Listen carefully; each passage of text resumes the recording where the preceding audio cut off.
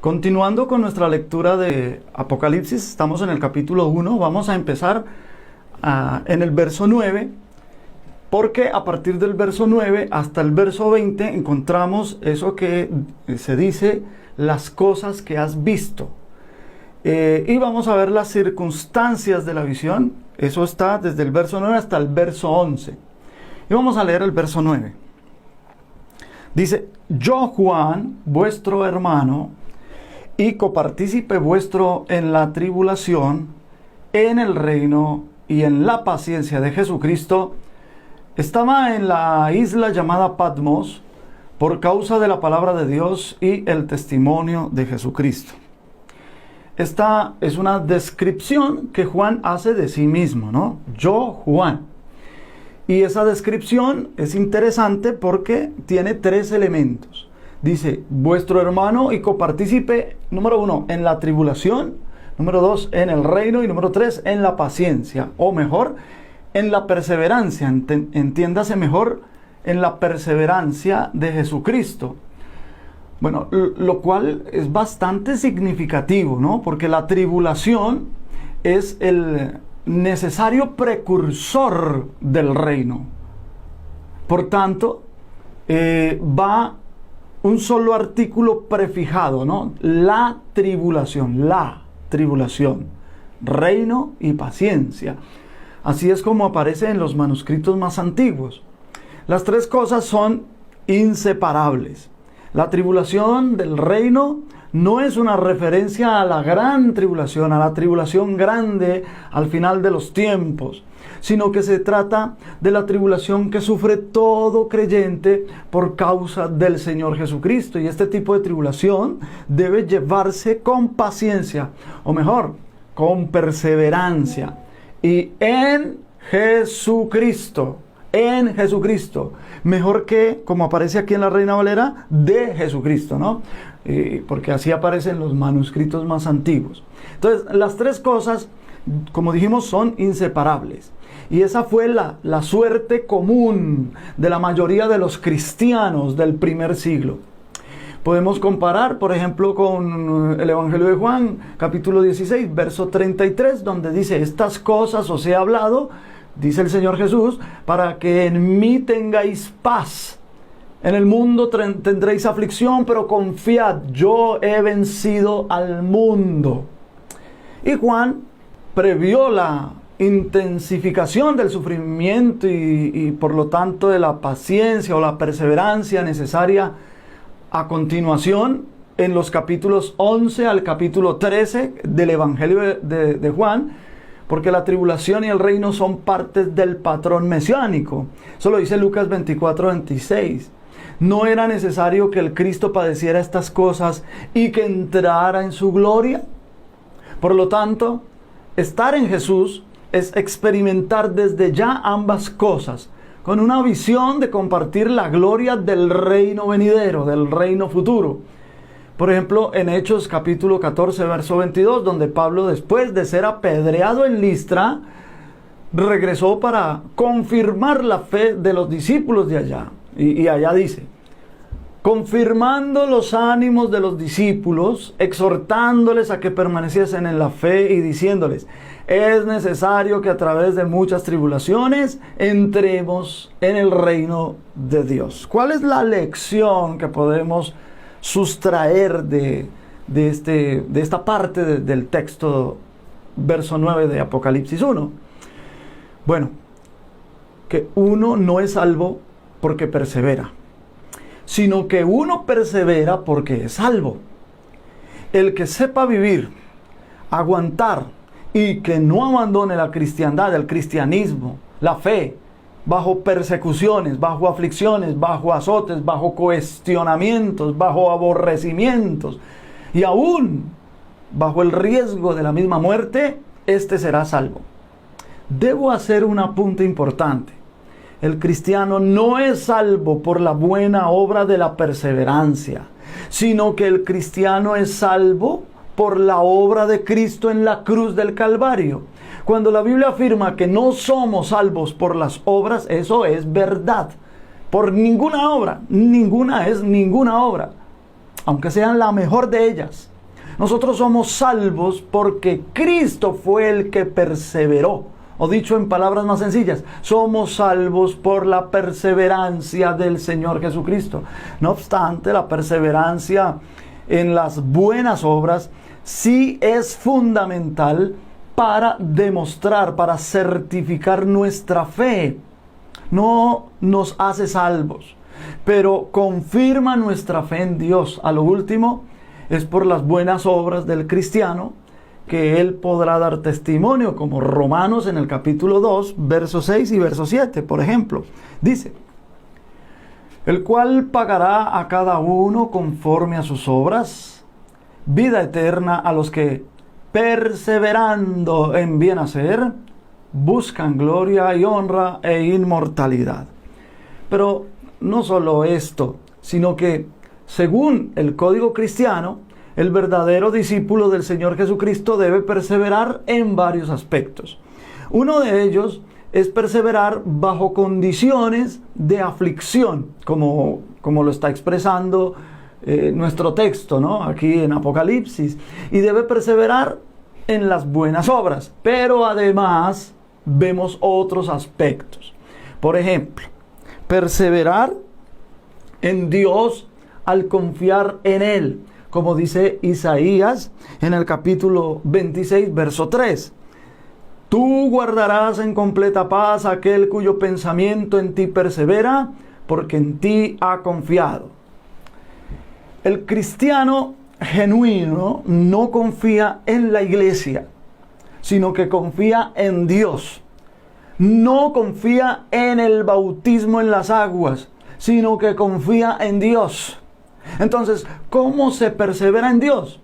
Cuando se confía en Él. En Proverbios, en el capítulo 23, en el verso 17, dice: no tenga tu corazón envidia de los pecadores, antes persevera en el temor de Jehová. Perseverar en la doctrina de los apóstoles, en la comunión los unos con los otros, en el partimiento del pan y en las oraciones es otra manera de perseverar, como lo dice Hechos en el capítulo 2, en el verso 42. Dice allá: y perseveraban en la doctrina de los apóstoles, en la comunión unos con otros, en el partimiento del pan y en las oraciones. Entonces, la doctrina es la enseñanza que nosotros aprendemos de la Biblia, de la palabra de Dios. La comunión con los otros es departir nuestros dones, nuestros talentos con los demás hermanos en Cristo, sobre todo los del cuerpo local, pero también la misericordia, la piedad y hasta los bienes con los más necesitados. Tenemos que tener comunión en ese sentido. No es tan solo reunirnos todos en el templo y cantar juntos y escuchar juntos el mismo sermón, sino que es mucho más que eso. El partimiento del pan se refiere a la cena del Señor. Y las oraciones, por supuesto, son las rogativas comunes que tenemos, corporales, si se me permite, de la iglesia local, como en las oraciones individuales y personales, y también las oraciones por todos los santos, es decir, donde quiera que haya hermanos en Cristo. Perseverar en el código cristiano es otra de las formas de perseverar, como Santiago 1:25 dice: mas el que mira atentamente en la perfecta ley, la de la libertad, y persevera en ella, no siendo oidor olvidadizo, sino hacedor de la obra, este será bienaventurado en lo que hace. ¿Cuál es la perfecta ley? Según Santiago, es aquella que da libertad.